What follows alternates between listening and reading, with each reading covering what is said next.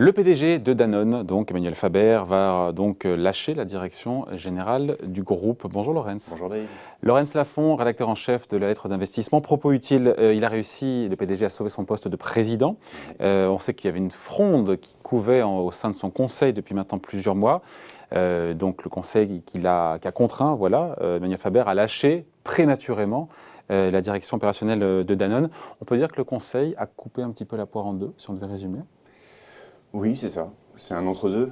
Le départ de Faber était vraiment demandé par les fonds activistes, les deux fonds activistes, et par d'autres actionnaires, parce qu'il incarne son plan stratégique, il incarne le parcours de l'action, et la décision ne répond pas vraiment à ça. C'est-à-dire que Faber reste président, le plan est réaffirmé, un DG va être choisi, il sera sous la coupe de Faber.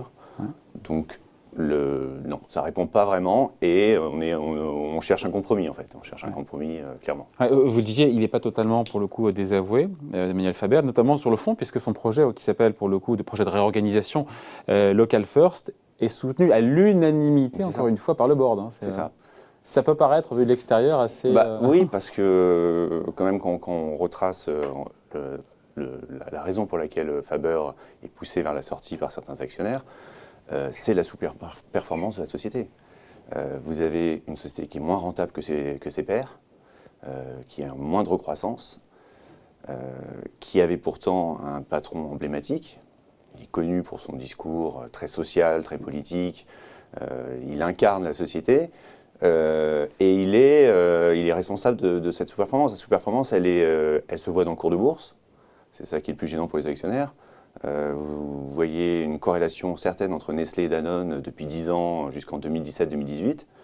Et à partir du moment où Nestlé se lance dans une réorganisation et Danone continue sur la voie Faber, on va dire, vous avez une décorrélation forte. C'est-à-dire que l'action Danone baisse, l'action Nestlé monte, et vous avez 35 points d'écart en 2 ans et demi entre ces deux sociétés qui sont sur le même créneau d'activité. Donc c'est très violent comme sous-performance, ça se voit sur le niveau opérationnel et ça se voit sur le cours de bourse. Est-ce qu'on lui reproche au-delà de ça ? Parce que c'est pas juste ça, même si... Visiblement, et c'est pour ça que c'est lui qui était pointé du doigt, il a un management autoritaire, solitaire, qui d'ailleurs ne va pas avec son discours de communicant et son discours qui est porté sur le RSE, sur le bien-être de ses salariés, le bien-être, même l'impact social de Danone. Il y a une contradiction. Contradiction totale. Apparemment, c'est Dr Jekyll et Mr Hyde entre les deux. Donc, et c'est pour ça que, vu qu'il a un management très centré, très vertical, il est jugé responsable de la performance de la société et de l'action. Malgré tout, il faut quand même dire qu'au-delà de Danone, tout le secteur, encore une fois, a ses problèmes, et Danone n'est pas le seul à souffrir non plus. Non, c'est certain que le secteur a des défis importants. Vous avez aujourd'hui deux mondes différents pour le secteur de l'agroalimentaire. C'est que les pays émergents, vous avez une forte croissance de la demande, une croissance de la demande un petit peu comme on a connu dans les pays aujourd'hui matures par le passé. Et chez nous, la demande évolue. Nouveaux modes de consommation, on en parle tous les jours. Il y a un souci du consommateur sur ce qu'il avale, sur ce qu'il mange. Il veut une traçabilité, il veut que ça soit sain. L'aspect santé est beaucoup plus important, ce qui demande beaucoup plus d'innovation, ce qui demande de se remettre en question. Et donc il y a deux stratégies différentes qui compliquent l'action de ces groupes qui sont habitués à avoir des marques, de nombreuses marques dans le monde et qui font du volume. Là, vous êtes un petit peu coincé. Donc Faber n'est pas le responsable de ça, mais en tout cas, c'est celui qui trouve le moins de solutions à ce problème-là. Est-ce que, je reviens encore une fois au choix du conseil d'administration, est-ce que ce n'est pas un choix, une espèce d'entre-deux que certains pourraient qualifier pour le coup d'insuffisant ? Parce qu'on ne tranche pas de manière nette. C'est très probable. Ce matin, en venant, j'ai vu qu'il y avait une nouvelle dépêche qui était tombée d'un des deux fonds activistes qui dit toujours on persiste à réclamer le départ de Faber. Parce que, honnêtement, la situation où vous allez avoir ce président, son plan Local First, qui est maintenu, réaffirmé par le conseil d'administration, et dans le même temps un DG qui est choisi par lui, soit rien ne change, soit ce DG va vouloir marquer son empreinte, et vous allez avoir une confrontation entre les deux. Donc on va voir ce que ça va donner. Le prochain rendez-vous, c'est le 25 mars, avec justement le plan Local First qui va être plus détaillé.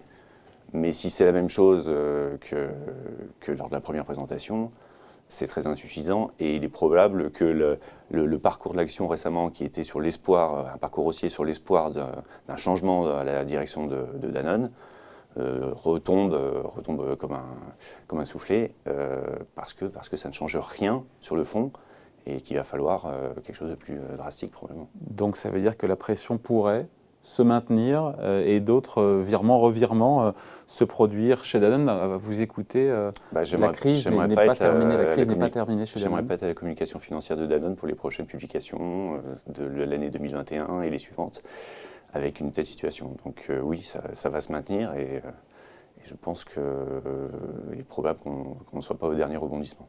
Bon, après, quand on regarde encore une fois le titre, boursièrement, c'est pas très glorieux, mais il n'y a rien de déshonorant non plus à faire 13% de baisse sur 3 ans. Non, donc, est-ce que... Quand vous comparez au poids lourd de l'agroalimentaire, c'est déshonorant.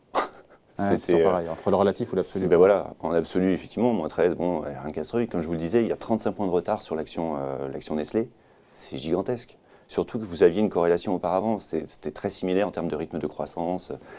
Là, il y a un décrochage flagrant parce qu'on a le sentiment alors c'est assez drôle parce que les fonds activistes reprochent à Faber d'être plus financier que stratège.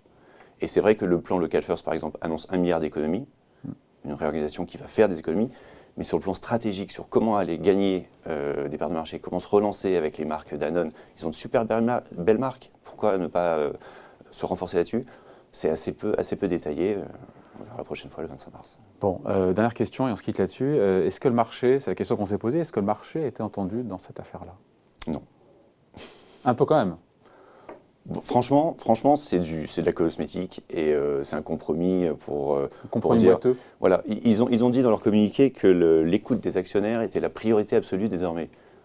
C'était pas le cas avant, c'est assez étonnant. Ce sont des mots. Le plan est le même. Honnêtement, je n'ai pas l'impression que le marché a été entendu. Et quand j'ai marché, les actionnaires en fait. Ouais. Allez, point de vue, explication signée Laurence Lafont, rédacteur en chef de la lettre d'investissement Propos Utile. Merci Laurence. Merci David. Bye.